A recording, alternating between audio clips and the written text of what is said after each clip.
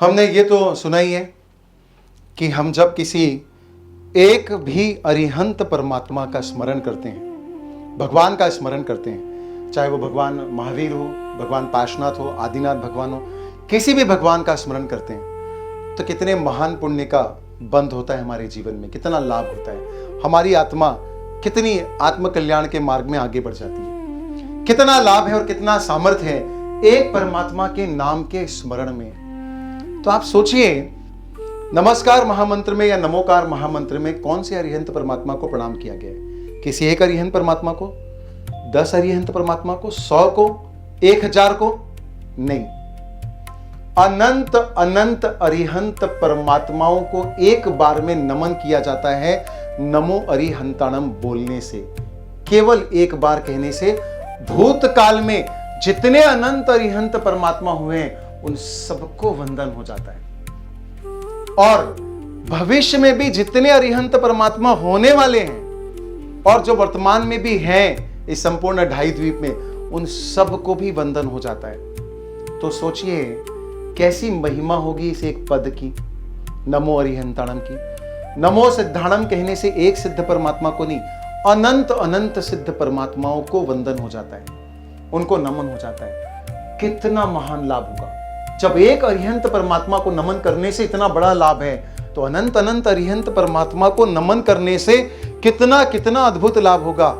पर आपके दिमाग में एक सवाल आएगा, तो ऐसा लाभ होता क्यों नहीं है? हम तो करते हैं, नवकार मंत्र का जाप हम तो करते हैं, कई बार करते हैं दिन में, तो फिर ऐसा लाभ होता क्यों नहीं है? जब अनंत अनंत अरिहंत परमात्मा को नमन करने का लाभ है तो ऐसा लाभ दिखता क्यों नहीं है और होता क्यों नहीं है? देखिए, कहीं ना कहीं इस बात को स्वीकार करना पड़ेगा चिंतन करके कि शायद हमारे भावों की कमी है, हमारे अपने बहुमान की, शक्ति की, श्रद्धा की, भक्ति की, इन सब की कमी है। क्यों कमी? देखिए, आप सोचिए, एक अरिहंत परमात्मा को नमन कर रहे हैं आप, तीनों लोकों के नाथ को, संसार की सर्वश्रेष्ठ आत्मा को नमन कर रहे हैं। आपका अलर्टनेस कितना होना चाहिए, कैसा भक्ति का लेवल होना चाहिए, कैसा श्रद्धा का लेवल होना चाहिए, आपका कैसा भावनाओं का लेवल होना चाहिए एक को वंदन करने के लिए।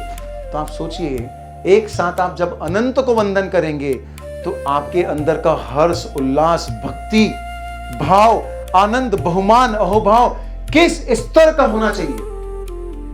क्या हम कल्पना कर सकते हैं उस स्तर का होता है हमारा? शायद नहीं। हमारा तो जो भाव होता है, जो भक्ति होती है, वो तो एक ही परमात्मा को हम वंदन करके उसके साथ न्याय कर ले, उतना भी हो जाए तो मैं बोलता हूं हमारा जीवन धन्य है। तो ये बिल्कुल वैसी बात है कि आपके पास एक बहुत पावरफुल सॉफ्टवेयर तो मिल गया है, बहुत पावरफुल है, उसकी शक्ति में कोई संदेह नहीं है, उसके पावर में कोई संदेह नहीं है, बहुत पावरफुल मिल गया है। पर उसको यूज कैसे करोगे? उसको यूज करने के लिए कंप्यूटर और हार्डवेयर भी तो उतना पावरफुल चाहिए। अगर आपके पास उतना पावरफुल कंप्यूटर या हार्डवेयर नहीं है तो सॉफ्टवेयर पे डाउट तो नहीं कर सकते आप। सॉफ्टवेयर में तो प्रॉब्लम नहीं है, उसमें तो है एबिलिटी, पर आपके सॉफ्टवेयर, आपके हार्डवेयर, आपके कंप्यूटर में प्रॉब्लम, उसमें एबिलिटी नहीं है।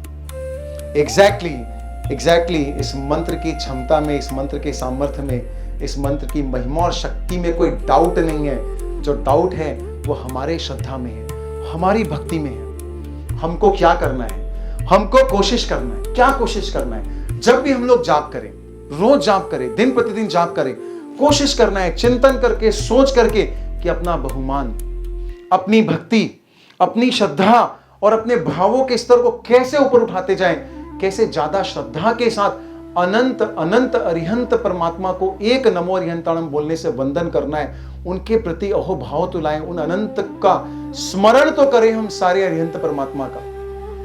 तो कोशिश करनी है। मैं जानता हूं कि आज से हम सब सच में जब भी जाप करेंगे ऐसी कोशिश करेंगे कि हमारी श्रद्धा का, भक्ति का लेवल बढ़ते जाए। मैं जानता हूं कि आपकी भक्ति का लेवल बहुत अच्छा है, पर दुनिया में और श्रेष्ठ होने की, किसी चीज को और रिफाइन करने की, और पॉलिश करने की, और बेहतर करने की इस दुनिया में कोई लिमिट तो है नहीं, और बेहतर तो किया ही जा सकता है। तो आज से हमको बेहतर करना है, ज्यादा बेहतर करना है, श्रेष्ठ करना है। देखिए, हम श्रेष्ठ महामंत्र का जाप कर रहे हैं, पर संभवतः श्रेष्ठ तरीके से नहीं कर रहे हैं। तो श्रेष्ठ परिणाम अगर जीवन में चाहिए तो महामंत्र तो श्रेष्ठ है, हमको अपना तरीका भी तो श्रेष्ठ करना पड़ेगा।